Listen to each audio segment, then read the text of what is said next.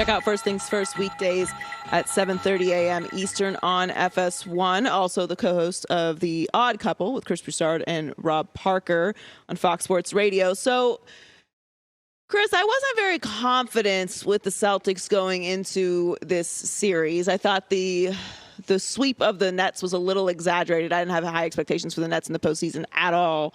But last night was a really balanced game. It just was a lot of Giannis being amazing and then role players stepping up. Do you still have confidence in the Celtics going forward in the series? Yeah, I picked them in 7, and I'm sticking with it. Obviously, their backs are against the wall, and they're facing an uphill battle. Even if they somehow win Game 6 in Milwaukee, it's going to be tough to come back and win a Game 7.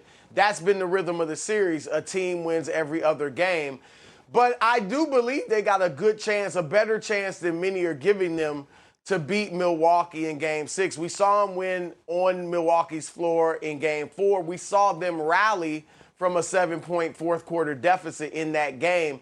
And that's why last night, I don't think the moment was too big. I think they made some bad plays. Marcus Smart was trying to do a little bit too much. Turned the ball over twice in the last 50 seconds. Jason Tatum was wide open on the last play that Drew Holiday stole the ball from Smart. Smart didn't see him. And Smart also was involved in that play where Bobby Portis got the game-winning rebound and put back. He and Jaylen Brown bumped into each other, which allowed Portis to get the rebound. So they had some self-inflicted wounds. And give Milwaukee credit. Giannis, come on, he was shooting 10% from 3 heading into the game. And to your point, he has made big play after big play. I don't think people think of him as that great clutch guy that wants the ball down the stretch. But if you look at the last 2 seasons, whether it was against Phoenix last year, whether it was against Brooklyn last year, and this series against Boston, when the moment calls for a big play, you can go even to a few regular season games this year, he delivers. And him to hit that 3 from the top of the key with about a minute left was huge. So give Milwaukee credit, but I do think Boston still has a shot. I think, Joy, without Chris Middleton, they've shown themselves to be the better team. Now, Milwaukee obviously has the best player, but I think team-wise they're better. And that's why I still give them a shot. Well, the Warriors, we think, is the better team than the Grizzlies, and that did not happen last night. I don't, I can't remember a time where I literally was like, I don't know. Are they throwing this game? Like, do they want to have another game in Golden State? Like, what's going on here? Obviously, they're not throwing the game, but it was so bad. There was nothing happening, and it spiraled. I mean, they were down by 55 at one point. What happened? When you're down, Joy, 55, I mean, that is unheard of, particularly for a championship team. Now, historically, we've seen teams have inexplicably bad games in playoffs and come back and rally as if nothing happened. I think back, it's way back, but I think back to the Memorial Day massacre with the Lakers of Showtime, who lost by 34 in Game 1 to the Celtics. In the finals, ended up coming back and winning the finals in 6. So I think they can rally from it, and I expect them to close out the Grizzlies in 6 games. But for those that have been looking to Golden State to win the championship, that's the concern. I don't feel the concern is can they get out of this series.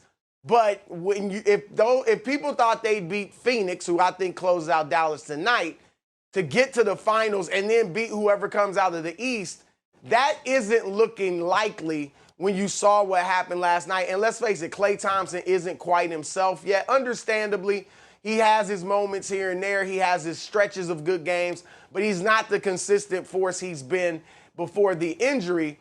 So I think they survived the series, but I don't think they get to the finals and win it like some people have expected. We're talking to Chris Broussard, Joy Taylor in for Colin Cowherd on the Herd. So my Heat play tonight against the Sixers. Now, obviously, James Harden is a different player in Miami. You know, there's a lot more stuff going on in the city of Miami than other places. So he doesn't quite have the performances you would like. But he did have a moment in this series where we saw vintage Harden, which is fair to call him at this point, based off of the way that he's been playing, that was a vintage performance, because we don't see that all the time.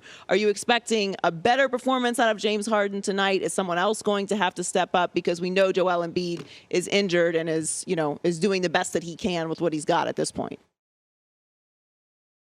Yeah, I'm not expecting a vintage Harden performance. It looks like, Joy, he can go vintage once every 4 or 5 games. Maybe once every 5 games, I should say. And his game was game 4.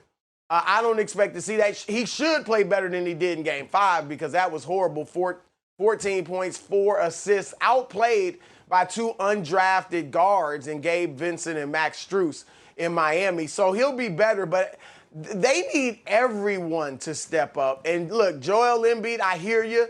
He's valiant, and he's fighting through some serious injuries. It's got to be painful and problematic to play with a broken face. Let's just keep it real. However, you're out there. You're one of the best players in the world. You played well in games 3 and 4, so you got to be much better than 17 and 5, which is what you gave him in game 5. So I think Embiid will be better, and if Harden's just a little bit better, but Maxey and Tobias Harris play well, because they struggled. Their 4 top players struggled in game 5, which is how you get beat by 35.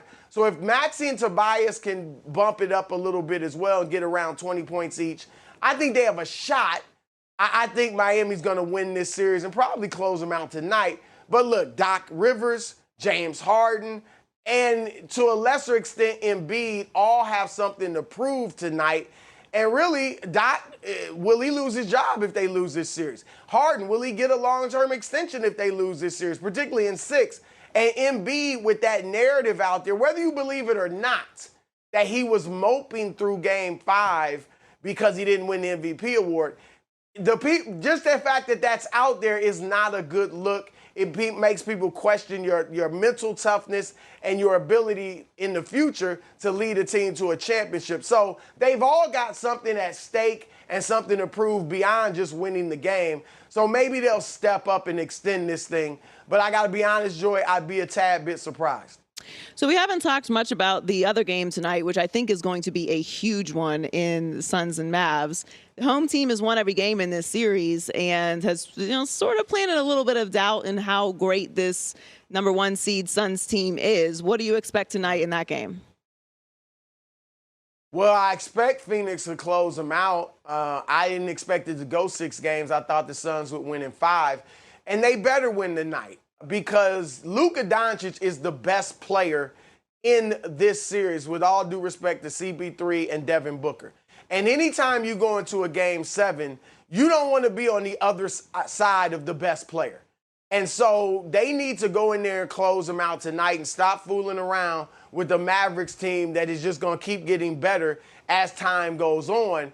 And so the key is Chris Paul, because the reason they're in a battle right now, a 3-2 series, is because Chris Paul hasn't played well over the last 3 games. He's averaging 8 points and 7 assists in these last 3 games. We know he was horrible in Dallas, fouling out with 5 points in game 4, 7 turnovers in the first half of game 3. So I expect him, as an all-time great point guard who's still playing great basketball, to come out of that slump and play well tonight. And if he does that, they'll win. If he does that, they'll win. Like, Booker's going to be Booker. Ayton and the role players, I think enough of them will play well. If Chris Paul's himself, they'll win this game and close out the Mavericks tonight. So we could have 2 closeouts tonight. One I'm concerned about is the Heat, though. We gotta get that done. Yeah. Chris Broussard, thank you so much. I think we could very well see that. I hope so. Chris Broussard goes to First Things First and The Odd Couple with Rob Parker on Fox Sports Radio. Thanks so much for joining us, Chris. Anytime, Joy. See you. Let's get to Alex Curry with the news.